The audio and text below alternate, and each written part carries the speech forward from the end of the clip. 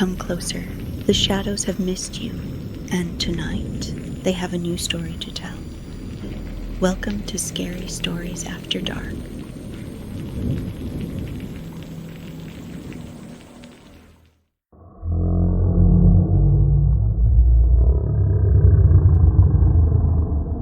Darkness Rest, 1988. The streets of Darkness Rest glowed orange with jack-o'-lanterns and buzzing neon.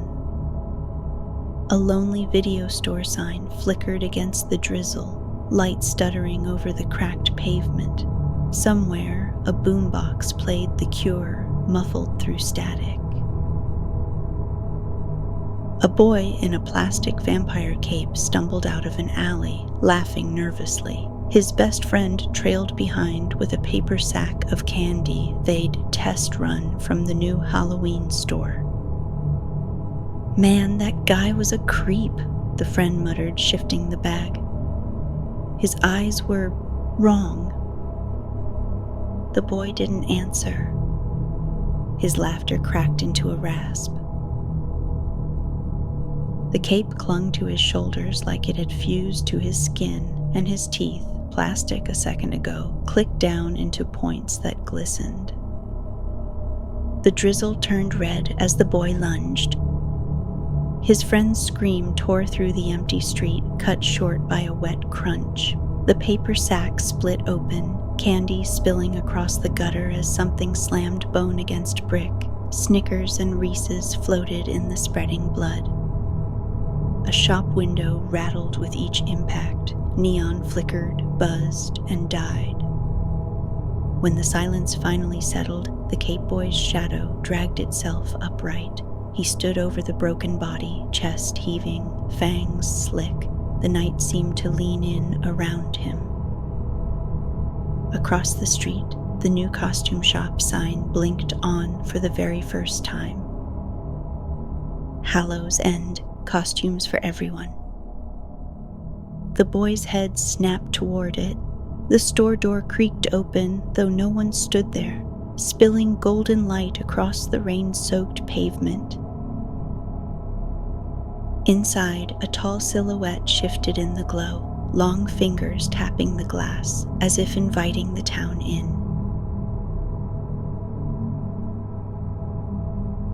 Darkness Rest wasn't much to look at. A single main street lined with pumpkin displays and fake cobwebs, every lamppost dripping orange streamers. The whole town had that faded Polaroid feel, a little too quiet, a little too still, except in October. In October, they overcompensated. Plastic skeletons rattled in front yards. Paper ghosts swung from cafe windows. Pumpkins, big and small, leaned against storefronts like silent spectators. It was festive, sure, but beneath the decorations, the town felt restless, like something was pressing against it from the dark. At Marrow's Gifts and Costumes, two girls sat slouched behind the glass counter, pretending to sort novelty vampire teeth and rubber bats. Ivy, 17, had a halo of dark curls and eyeliner heavy enough to scare off half the PTA. She flicked the rubber bat against the counter, eyes rolling. "If one more grandma asks me where the pilgrim outfits are, I'm gonna set myself on fire." Hazel, 18, softer at the edges but quick with her tongue, smirked as she untangled a strand of fake cobweb. "Relax, Halloween's the only time this dump makes money. Next month, it's back to selling salt and pepper shakers shaped like barn cats." The bell over the door jingled as an old man shuffled in, grinning toothlessly. He squinted at Ivy. "You got any Nixon masks?" Ivy sighed so loudly, it rattled the candy rack. "Back left under the werewolf wigs, next to Elvis." Hazel hid her laugh behind the cobweb. Across the street, through the shop window, they could see the brand new sign glowing against the dusk. Hallows End costumes. The letters looked freshly painted, too bright, too eager. Kids were already filing in and out, their paper bags rustling with purchases. The store was slick, neon lit, and twice the size of Marrow's. The air around it seemed charged, like static before a storm. Ivy narrowed her eyes at the crowd. Place popped up overnight, no flyers, no ads, just boom, and now everyone's acting like it's Disneyland. Hazel shrugged, though unease prickled across her shoulders. Who cares? Let 'em waste their cash. Mr. Marrow's shop has survived since the 70s. People love tacky nostalgia. But when the wind shifted, carrying a faint chemical sweet smell from across the street, both girls went quiet. The lights in Hallows End flickered once. For a heartbeat, Ivy swore she saw something tall and twisted watching from inside the store's doorway. The cafe next door hissed with espresso steam, a synth track spilling out into the street. That's where their friends, Ace and Ben, were. Ace, 18, leaned against the jukebox, hair spiked with too much gel, smirking at his own reflection in the chrome. Ben, all floppy blonde hair and nervous hands, sat at their usual booth, flipping through a stack of VHS horror rentals they hadn't paid for yet. Ace looked up as the girls crossed the street, dodging a kid with a plastic chainsaw mask. "Took you long enough? You miss me?" Ivy rolled her eyes. "About as much as I miss a migraine." Hazel dropped into the booth across from Ben, who pushed Fright Night toward her. "Halloween marathon later?" he asked, hopeful. Hazel smiled. "Always." Outside, another crowd slipped into Hallows End. The new shop's door swung wide, and for a flicker of a moment, the bell over Marrow's door rang too, though no one had come in. The friends didn't notice. The next day, the line outside Hallows End stretched down the block. Kids in denim jackets, parents with strollers, even teenagers Ivy swore hated Halloween, all pressing through the glowing doorway. Ivy, Hazel, Ace, and Ben lingered across the street, milkshakes sweating on the cafe table. They pretended not to stare, but the crowd kept pulling their eyes back. Ace chewed his straw until it split. "That place is stealing Mr. Marrow's business. Bet he's crying into his Dracula cape right now." Hazel twirled her shake straw, watching the neon flicker. No one even heard about it opening. No flyers, no ads, just bam. Ben set down the VHS tapes he still hadn't returned. "Stores don't just appear overnight. There's no way zoning approved that." Ivy smirked, flicking her eyeliner pencil like a dagger. "Wow, Ben, real rebel. Gonna call City Hall?" Ben flushed, but before he could answer, the shop door across the street creaked open. The chatter in the cafe hushed without meaning to. A man stepped into the doorway. Tall, too tall. His frame was swallowed in a dark suit that looked older than the town itself, fabric stiff like it hadn't been moved in years.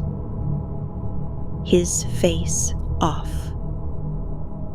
His eyes were sunken, but his smile stretched far too wide, like it had been drawn on. Even from across the street, Ivy swore she saw his teeth glint. Not straight, not neat, but jagged.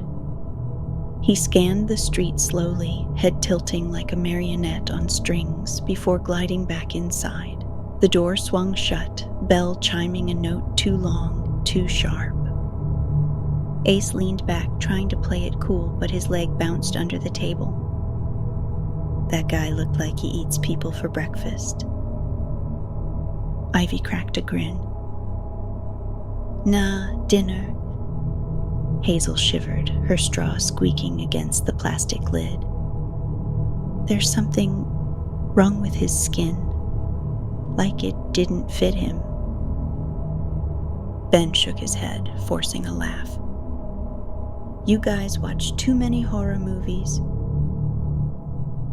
But across the street, the neon in Hallows End buzzed, sputtered, then flared bright again.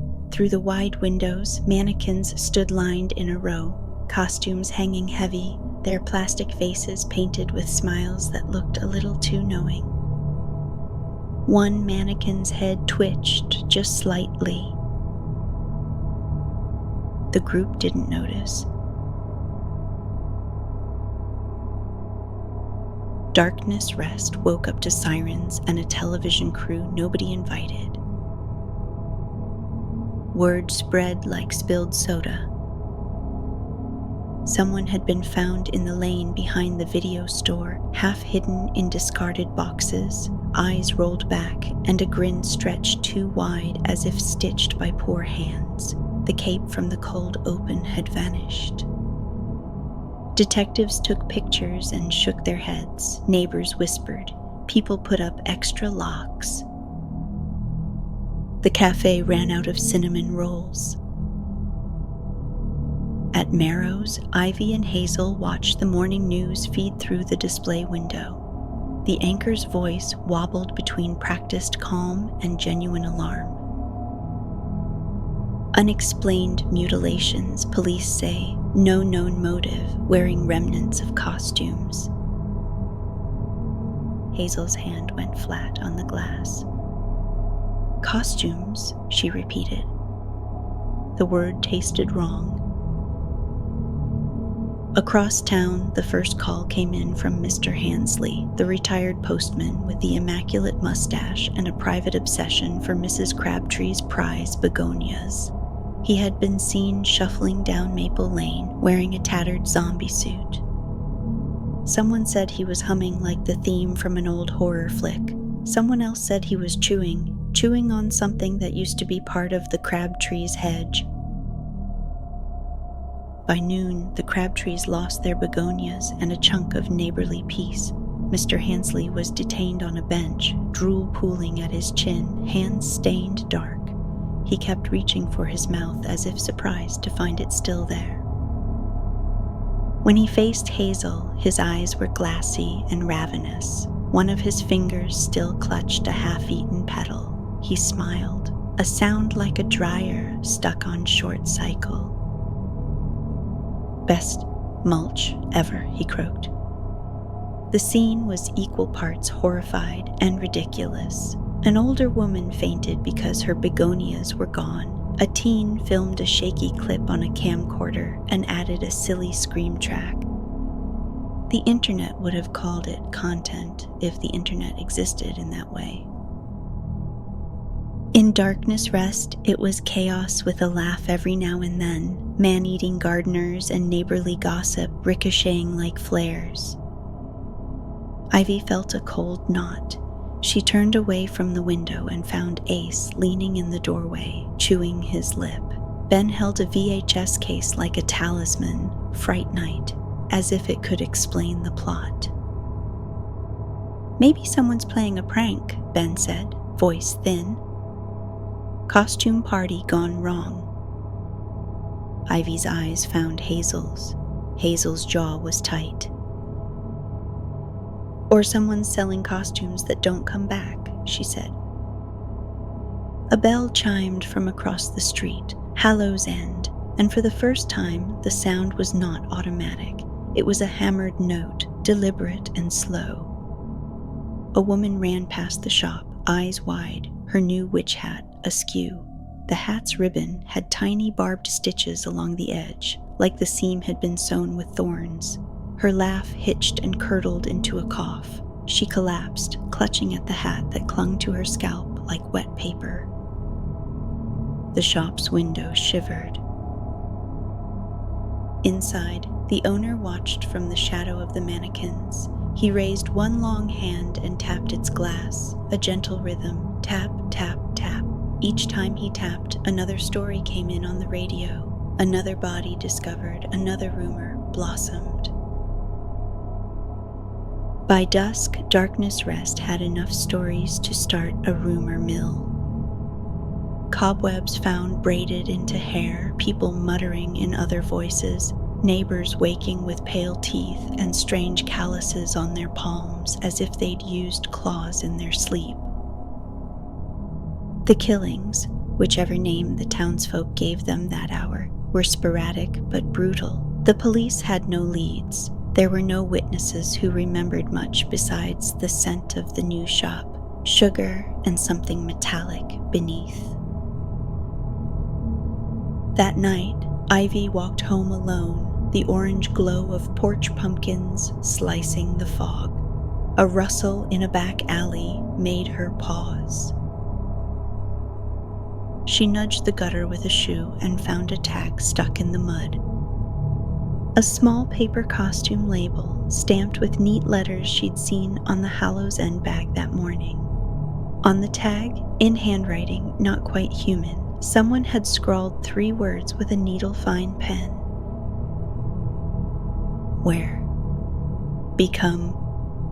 Feed. She nearly dropped it. Behind her, a laugh. Mr. Hansley, wheeling past with a grocery cart that clinked like bones, he winked at her and offered a blossomless bouquet. "You kids stay safe," he said, voice syrupy sweet. "The night takes what it wants." Ivy swallowed. The town felt thinner now, like film stretched too far. Something was pulling at the seams. And someone else across the street in a too-dark suit smiled because the stitches were finally coming loose.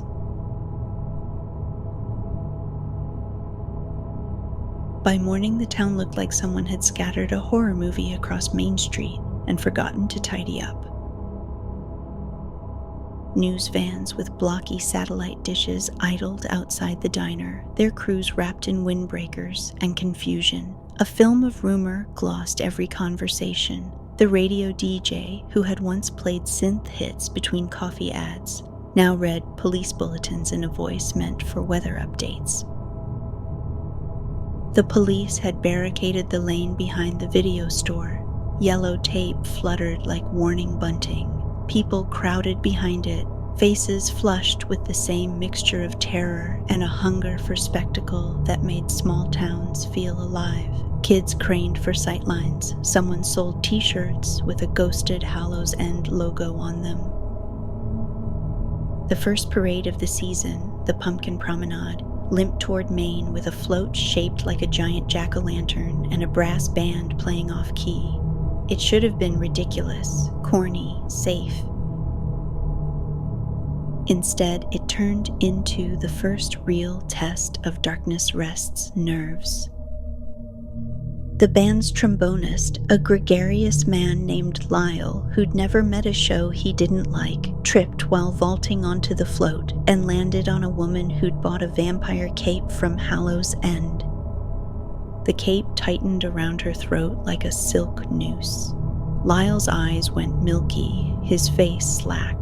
For a half second, the float rocked with stunned laughter. Then the woman's nails, pale and sharp, drew a thin, wet line across Lyle's neck.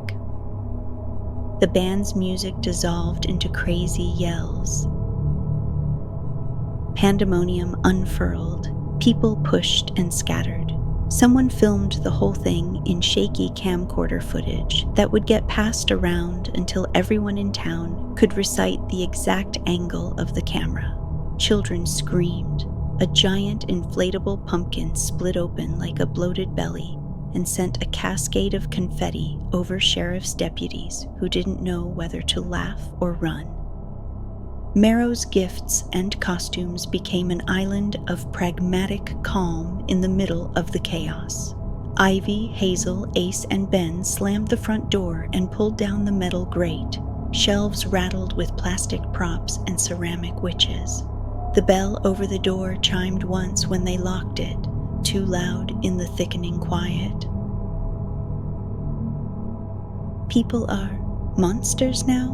Ben said, voice raw with disbelief, flipping a VHS cue tape like a talisman. Behind him, a plastic werewolf mask stared, its painted teeth glinting in the shop light. You ever think Mr. Marrow would sell out to a trend, like cash in on fake gore? Ace muttered, trying to make a joke. It landed like wet paper. Hazel moved to the window and peered out. Across the street, a man in a plastic pirate costume had tried to commandeer a grocery cart and was now howling at a stop sign. He clung to the cart as if it were a ship's wheel and bared his teeth at oncoming traffic. An old woman, her hat askew, calmly rearranged the pirate's false parrot feathers as if she were putting him to bed. Ivy's throat tightened. This isn't costumes, she said. This is becoming. Outside, the owner of Hallows End had stopped hiding. He seemed to collect the noise like someone harvesting fruit. He'd taken to standing in the shop window now, not behind the mannequins, but among them, half a man, half a shadow. Up close, his skin hung like an old mask, seams pooled at the corners of his mouth. With each public incident, the shop's windows steamed slightly, as if breath fogged the glass. When the sunlight hit him, something glinted. A row of dark ridges along his jaw, like scales under loose flesh. Town council meetings convened in the gym that afternoon with the dramatic urgency of a soap opera. The mayor, a balding man who had once chartered the pumpkin promenade with ceremonial pomp, tried to be reassuring, though his voice trembled. We're working with the county, he said.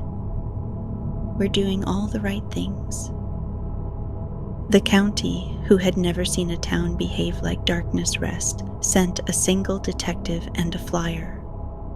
Report any suspicious costume purchases from Hallows End. Meanwhile, the dead kept stacking up in small, non-spectacular ways.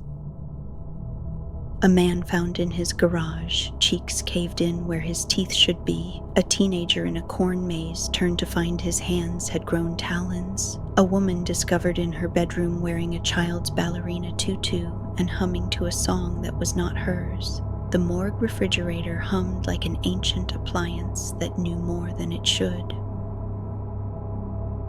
And the owner, he fed on that story heap. Wherever a body was found, a shadow fell over Hallows End that evening like a bird's wing. He moved less like a man and more like a memory of a man.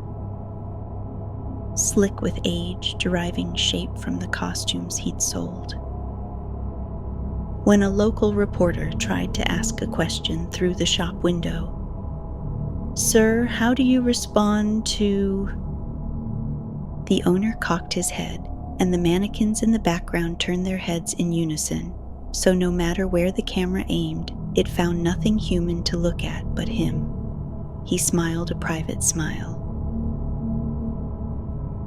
Darkness Rest developed new rituals of fear. Elm Street neighbors banged pots 3 times at dusk like a superstitious jury. Kids tacked garlic to their bedroom doors in a way that felt performative and ridiculous and oddly comforting. The cafe printed "No Hallows End costumes" signs, then quietly took them down when the cash-starved owner needed the business. People posted missing flyers in rainbow marker, but the missing pictures looked increasingly odd. Hair inverted, mouth stretched, smiles painted over eyes. Amid the swirling madness, small comic insanities bloomed. The soft relief that tells you you're still human. Mr. Crabtree, the one who'd lost his begonias to Mr. Hansley, started a rumor that the only cure was to feed the transformed people chocolate pudding, and for a second half the town marched around with tubs of instant pudding to offer the bitten and the biters. It was ludicrous. It was also, momentarily, a balm. The friends did not waste time with pudding. By the third night, they had a pattern. The victims were all seen in the vicinity of Hallows End the day before they changed. The costume choice influenced the transformation. The owner's shadow thickened after each incident. The label Ivy found, "Wear, become feed," haunted them like a whisper, and the owner didn't just sell the costumes, he seemed to endow them, arranging seams and hems in his back room like a priest preparing relics. Ivy made a plan the way someone tightrope walks. Careful, breath measured, choices counted. They'd gather anything that might stop or expose him. Old faith, old tools, old tricks buried in attic boxes and VHS lore. Ace suggested arming themselves with props from Marrow's, the rubber knives and fake silver bullets that would be a joke against real teeth, but a joke they'd rather try than none. Ben suggested using the video store's camcorder to document evidence. Hazel argued they should talk to anyone who'd returned a costume, collect receipts, trace purchases.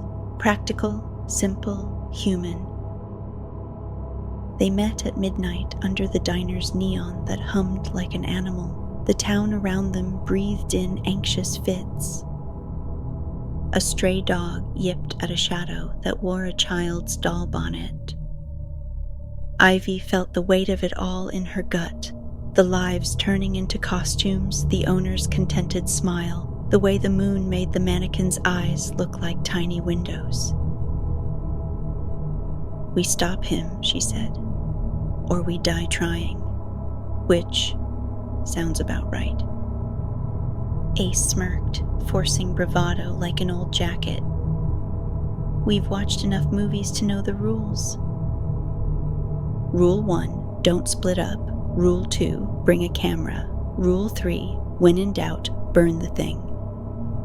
Hazel put a hand on Ivy's shoulder. "Which thing?" Ivy thought of Hallows End's glass door, the bell that chimed notes like a K-tale, the mannequin heads that watched. She thought of the blood on the gutter that had once been candy wrappers. She thought of the owner's jaw, that underlayer of ridged things. She thought of the tag in the mud that had told her exactly what was happening. "We started the shop," she said. "Tonight."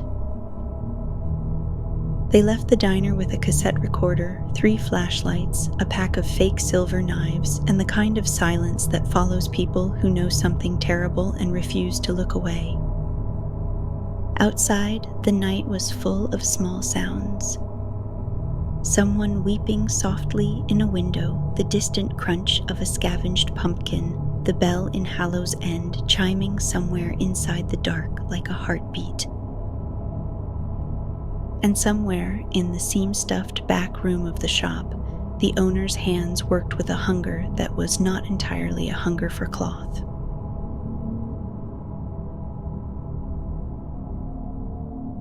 Behind the front counter of Hallows End, past the racks of masks and capes, there was a door no customer ever saw.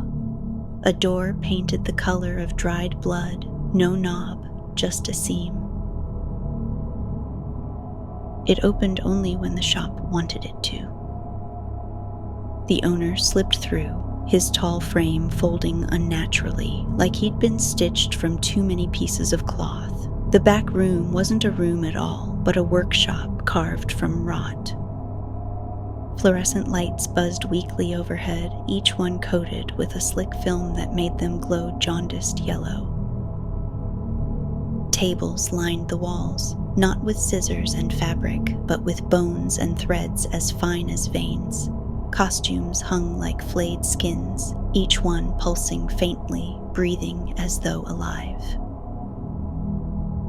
The owner's hands, long, pale, fingers jointed in too many places, ran over a fresh creation. A werewolf pelt, the fur dark and damp at the tips. He stroked it like a parent calming a fevered child. The pelt trembled, ribs lifting as if inhaling. On another table, a clown suit lay spread open, its painted grin cracked across the fabric. A tongue, human and bloated, had been sewn into the collar. Each time the owner tugged at the thread, the tongue twitched, wet and obscene.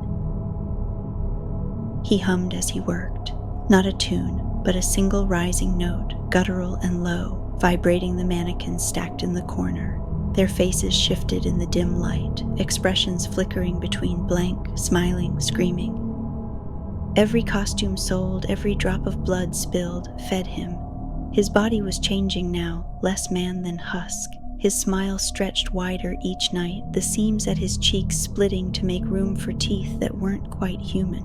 His skin sagged in places, bulging in others, as if something else beneath was pushing out. He picked up a half-finished vampire cloak, needle-threaded with what looked like hair instead of string. He pricked his finger and let a bead of black blood drip onto the collar. The fabric shivered, hungry.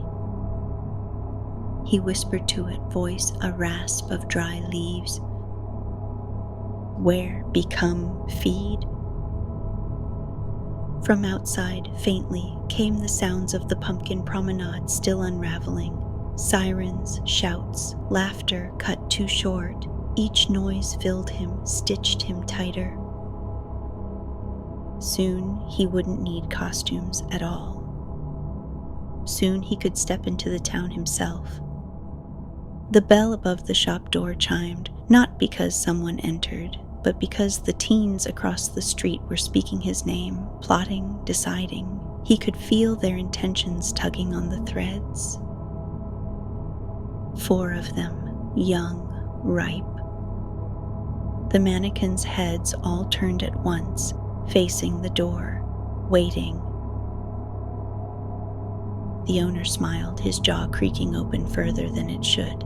Behind his teeth, something else moved, straining to get out. They moved like thieves who'd practiced being ordinary their whole lives, too ordinary to be noticed. Midnight pooled along Main Street, neon a weak bruise on the wet pavement. Ivy tucked a cassette recorder into her jacket. Ben carried the camcorder like a relic. Ace clutched a box of rubber knives as if it were a bouquet. Hazel had a coil of twine and a look that meant business. The metal grate at Marrow's clanged up behind them. The town felt smaller than it had that afternoon, throttled by an unseen hand. Somewhere a mannequin moaned in plastic pitch. The bell above Hallows End had stopped chiming and now hung silent like a promise. They crossed in 3 quick strides, shadows swallowing them as they slipped into the alcove between buildings. Ivy's mouth tasted like pennies. She forced her breath steady. The front windows of Hallows End were dark but for moonlight. Inside, costumes hung like sleeping beasts. Mannequin faces stared blank as insurance claims. Ace found the side door with his hip, and I thought he'd pick the lock with swagger, but the lock gave easily, as if someone had been expecting them. They slipped inside. The door side closed like it had been holding its breath for years. The mannequins watched them walk by. One had a baseball cap perched jauntily. Another wore a sequined prom dress. The store smelled of starch and old perfume, and something under it that had the metallic tang of coins being counted. "Just find the back room," Ivy whispered. Her voice sounded too small. The camcorder's red eye blinked like a heartbeat. They moved through aisles of costumes that rustled when they passed. Not fabric rustle, but a deeper, hungry whisper, like pages turning in a book someone else had written about them. A child-sized devil's mask swiveled its plastic eyes to track Ace as he shuffled past. Hazel's fingers brushed at a witch's hat. It left a damp imprint on her skin, as if it had been waiting for warmth. At the counter, a bell tinkled, though no one touched it. The mannequins in the window were closer than they'd seemed from the street. Ivy leaned, peering, and saw the owner through the back glass, a hunched figure stitching something with the patience of a spider. Ben raised the camcorder. The tape roll whirred louder than it should have. On the screen, the owner's face was a smear of shadow and seam, but his hands were clear. Long, deft, and stained, he worked on a child's clown suit, pressing a red button to the fabric like it was a heart. A soft sound, like fabric breathing, moved through the shop. One mannequin, the prom dress, turned its head and smiled when it saw them. The smile was not for them. They found the back door eventually, the bloody painted one Ivy had crawled around in her nightmares. It creaked inward to a stairwell that smelled of sweat and mothballs. The fluorescent lights below hummed, and the sound of someone humming low reached them. The owner up close, his voice a thread. The workshop was worse than they'd imagined. Costumes lay on slabs. Each one had an imprint of a missing thing. A dent where a heart had been, a ghosted handprint. On a rusted table, a dozen tags lay splayed, all stamped, "Where, become feed." Threads trailed into jars like electric veins. The owner stood at the far end, turned slowly, and everything in the room tightened like a fist. He was taller than the shadow from the window had let on. His cheeks sagged in neat seams. His eyes glinted with the small, bright things that live in a trap. Where his jaw should have been, ridges moved, the hint of something animal, something stitched into him by trade. "Good evening," he said, and his voice carried like a needle sliding through silk. The mannequins' heads turned, the prom dress's smile widened. Ace stepped forward because that's what the movies taught him to do. "We know what you are," he said, voice trying to be brash. "We've got a tape. We'll..." The owner lifted a hand. "You have youth," he observed. "You have belief. Those are fine things." He moved, and the air around him lost temperature. "But you do not understand stitches." Behind them, a suit on a rack twitched and slumped like a puppet given permission. A sound, a small gurgle, came from the clown collar they'd seen earlier. Ben's hand shook on the camcorder. On the monitor, the clown's tongue began to slither out like a ribbon.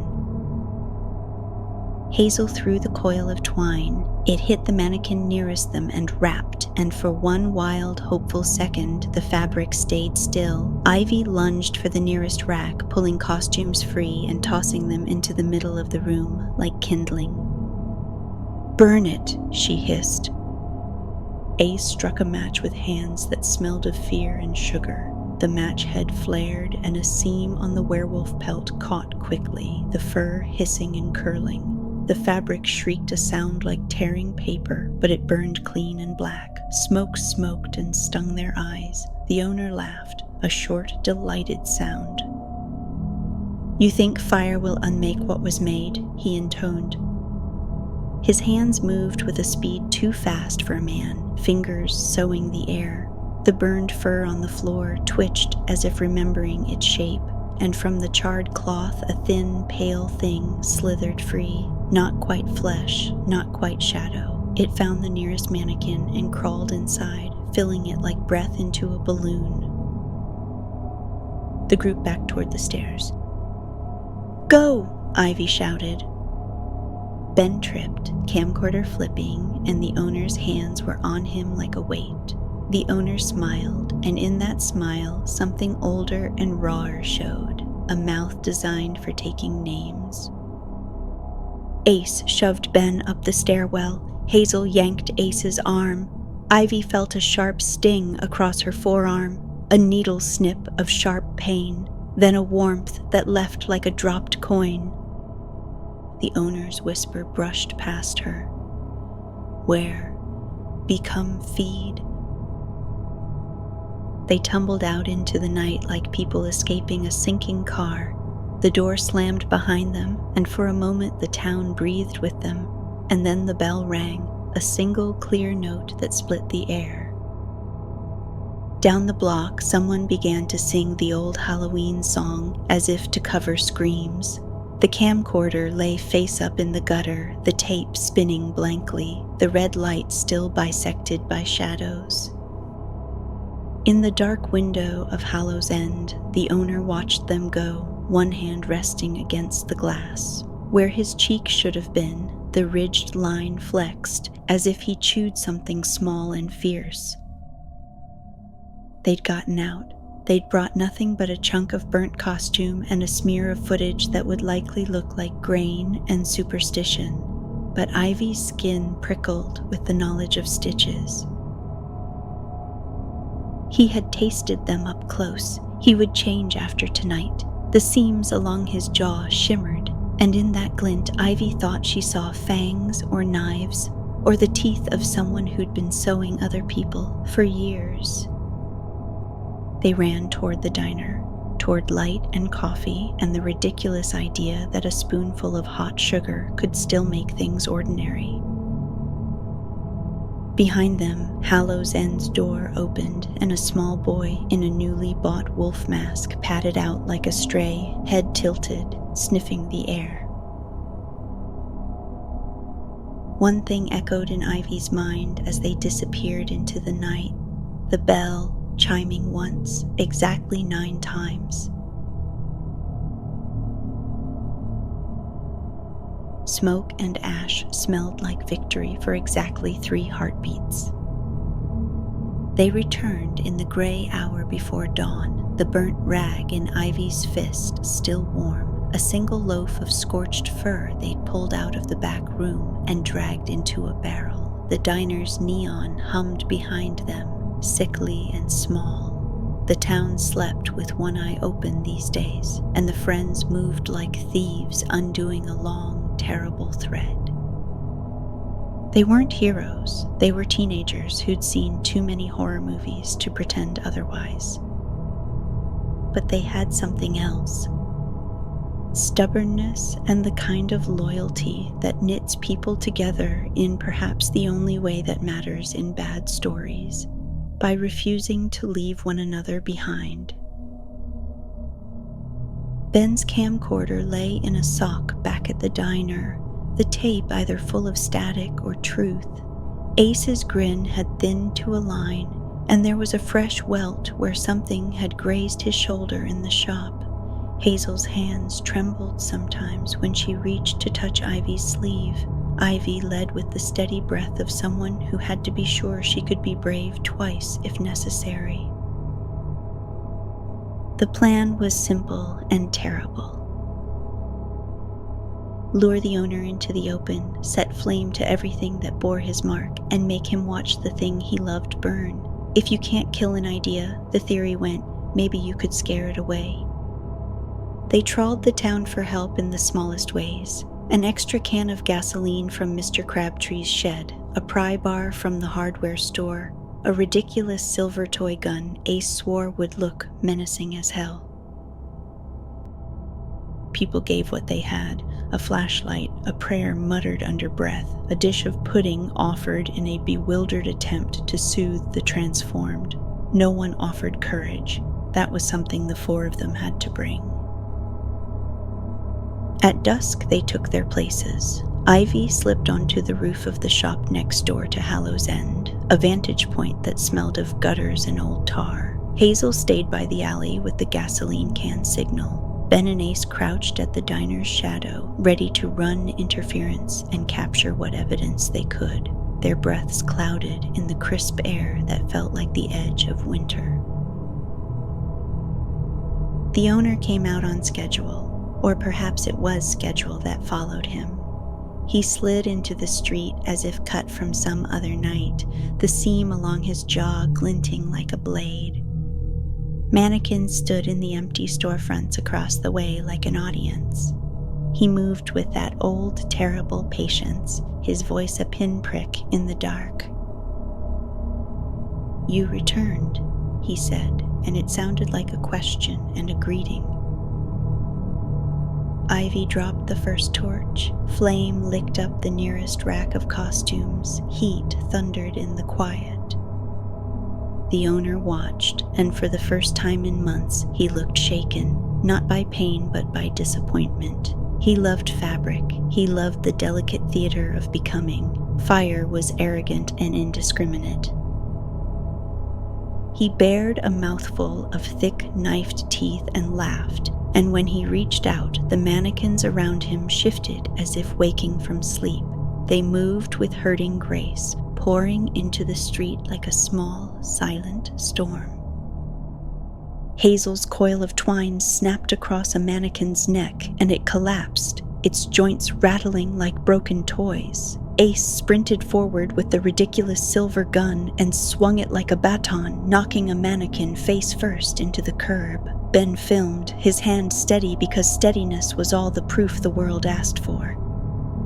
The owner advanced, and the town's shoulders hunched. He was more monstrous now than at the start.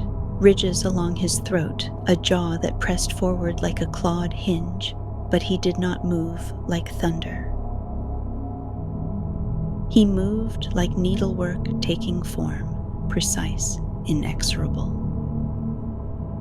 He reached for Ivy, and for a person's single second to think, he looked almost small, like a thing stitched from thrift store dreams. "Why?" Ivy asked, not brave but honest. "Why do you do this?" The owner's eyes were dark wells. "They want to be made," he said. "They want a shape. They want permission to be something other than small, and I give it to them." His smile cut the air. "I give them themselves." There was a moment of monstrous logic in it that made Ivy's stomach lurch. People had always wanted to disappear inside something safer, something sharper. He had listened. He had traded desires for flesh. They fought then, not with swords, but with a furious human scramble. Ace slashed at seams with a prop knife that turned surprisingly honest. Hazel thrown a wrench that clipped the owner's shoulder. It rang like a bell. Ben's camcorder turned and caught a shape, a seam parting into hunger, a face that folded into the shape of a mask being forced over. Ivy drove the torch into the owner's shadow, and the mannequin shrieked in a high, cracking noise like brittle plastic. Flame found fabric, and fabric found bodies. The fire took the rack, then another. Smoke swallowed the street and the town's eyes, and in that bright, clumsy light, the owner stumbled, howling. He was bleeding, yes, in places that weren't yet human, but the wound only seemed to make him more frantic. He had always fed on becoming. Being burned was like denying a child their favorite story. He screamed in stitches and raw thread. In the end, they pushed him back into the shop. The metal door clanged, someone hammered it shut. The roofline spattered with hot ash. The friends stood in a ring of people who had come with torches and kitchen knives, and the dumb, fierce bravery of neighbors. They watched the shop melt into flames that looked obscene and holy at once. When the fire was over, what remained of Hallows End collapsed inward with a sigh. The owner's silhouette appeared at the wreckage's mouth, then dissolved like wet paper. People cried, people cheered. Someone started the old Halloween song half in jest and half as a defiant anthem. The town felt as if it might right itself. They were exhausted and dirty, and the exhilaration that comes from surviving terror gave them a shaky grin. Ivy's arms trembled. Hazel couldn't stop laughing a little because laughing felt less deadly than what had happened. Ace put his arm around Ben and said something comic, a ridiculous line about VHS returns, and the sound of it grounded them in the ordinary.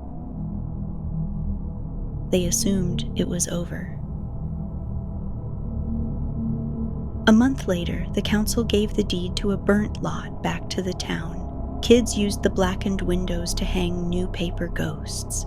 Merrow's sold a line of "No More Hallows" t-shirts and promptly ran out of stock. People who had been changed recovered in strange ways. The marks on their hands faded, the talons shrank, beer-stained jeans returned to the wash. The town relearned trust in small, creaky doses. Life folded back into itself like a cautious, weary hand. But nothing stitched back quite the same. Ace had a scar on his shoulder that made him flinch every time someone hugged him too hard. Ben watched his tapes until the camcorder's motor hissed and wouldn't wind, and some nights he swore he could hear the owners humming at the edges of old footage. Hazel kept a length of twine in her pocket always. Ivy kept the burnt tag she'd found in the alley, folded into the heel of her shoe, because some promises needed to be carried where you walked. And the shop? The lot stayed empty for weeks. Then a truck came at dawn, painting the boarded windows with a primer that smelled faintly of sugar. New plywood went up, quick and confident. Workers spoke in casual, careless tones. Someone chained an "under renovation" sign to the front, the kind of paper banner towns put up when they wanted to pretend a scar would heal cleanly. On a rainy morning, years or months later, a delivery boy lingered at the curb and swore he heard a bell. He told his friends at the video store and they laughed, their laughter brittle. But the boy was certain. He edged to the lot and saw it. Under a tarp, a shape like a mannequin's shoulder. A curve that might have been new fabric. The tarp shifted, though the lot was empty. At night, Ivy still passed the cleared space on her walk home. Once, she thought she saw the reflected glint of a smile in a shop window that no longer existed. She stopped, breathing a little too sharp, and kept walking. The last image before the credits of their quiet year would have shown something small. A nail hammered loose, a loose thread, a bare seam. If the camera had held there long enough, some viewers would have seen the ragged edge of cardboard peel back and a faded shop sign, "Hallows End, wink on for a single beat." The word "open" flickered like a distant street lamp through rain.